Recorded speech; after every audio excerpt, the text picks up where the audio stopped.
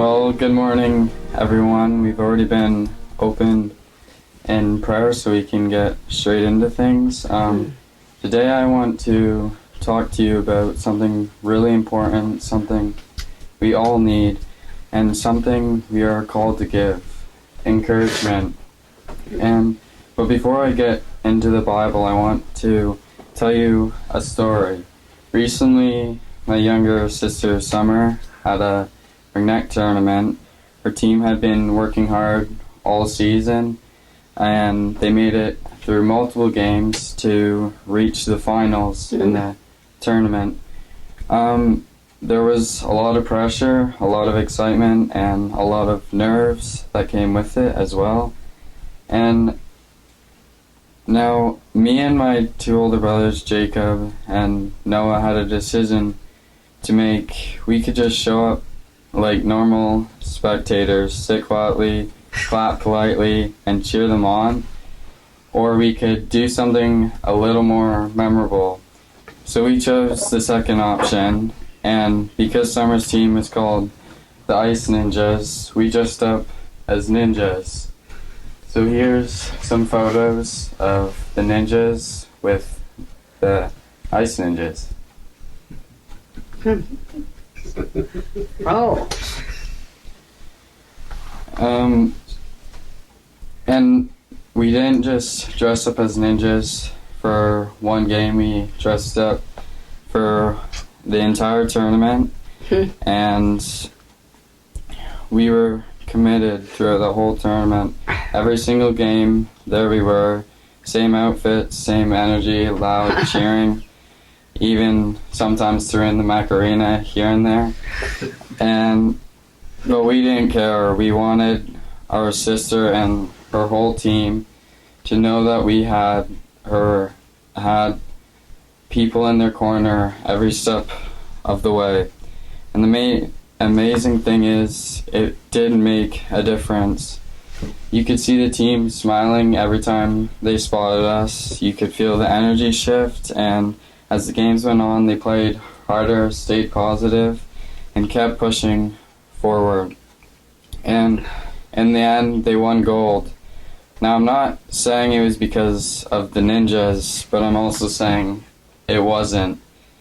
But that whole experience made me realize something really important. Encouragement matters most when we think, and consistently, encouragement matters even more. The Bible talks about encouragement, and a lot of nice ideas. It's actually something God calls us to do. In First Thessalonians chapter 5, verse 11, it says, "Encourage one another and build each other up." And that's not a suggestion, it's a command.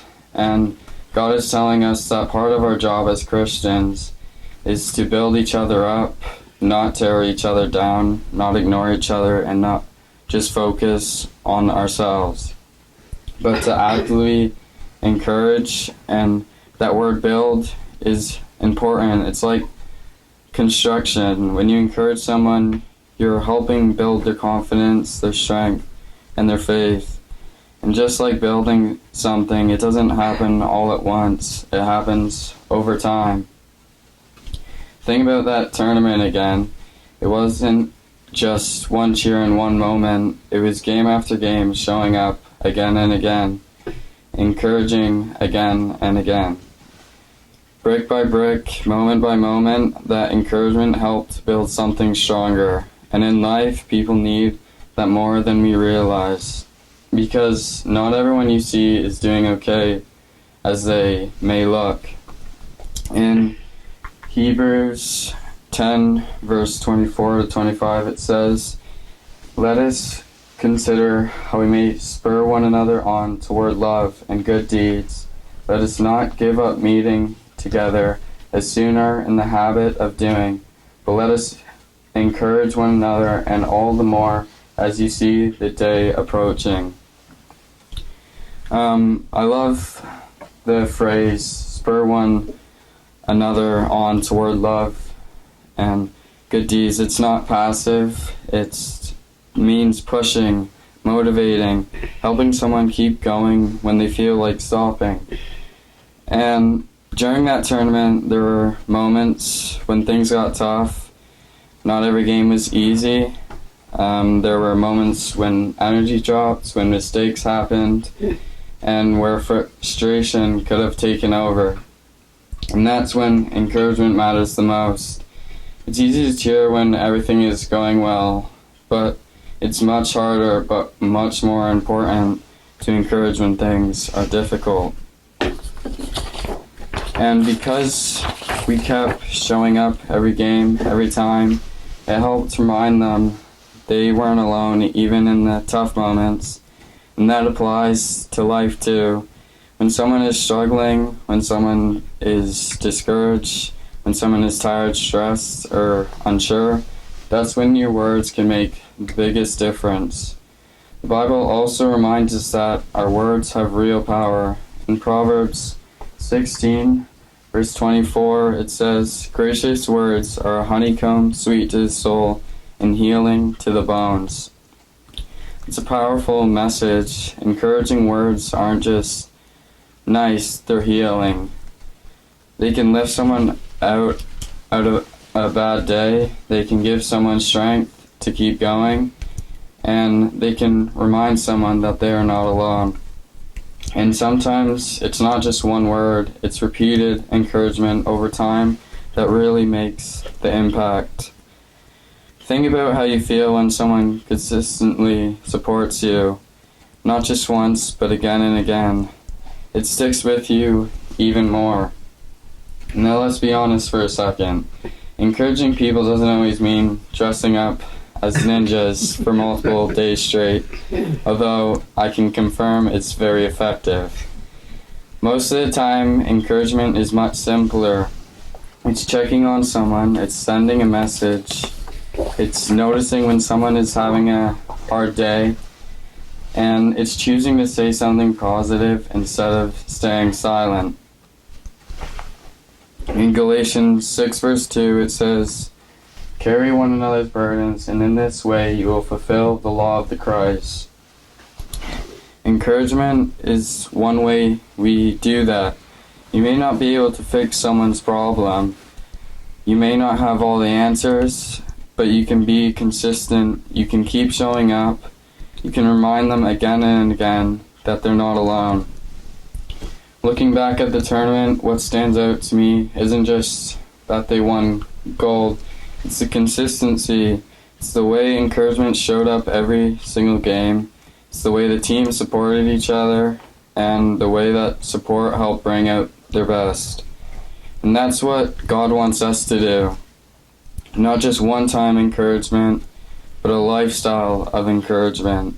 He wants us to be people who lift others up again and again, people who bring hope consistently, people who show love through our words and actions over time. And in Ephesians 4 verse 29, it says, "Let everything you say be good and helpful, so that your words will be an encouragement to those who hear them." Imagine what our church would be like if we all lived that out consistently. If every word we spoke was helpful, if every interaction lifted someone up, if encouragement became something we didn't just do once, but something we were known for. The kind of community would be powerful. So I want to leave you with a simple challenge. Be intentional about encouraging someone this week, not just once, but consistently. Show up more than once, say more than one kind word, and be someone who keeps building others up over time. Because just like at the ring neck tournament, it wasn't just one moment of encouragement that made the difference. It was showing up again and again. And your encouragement might help someone keep going. It might help them push through. And who knows, it might even help them win their own version of a gold medal. And if all else fails, you can always try dressing up like a ninja for a few days. Now, I have a song for you that I think really reflects on what I've been talking to you about. It's called Overcomer.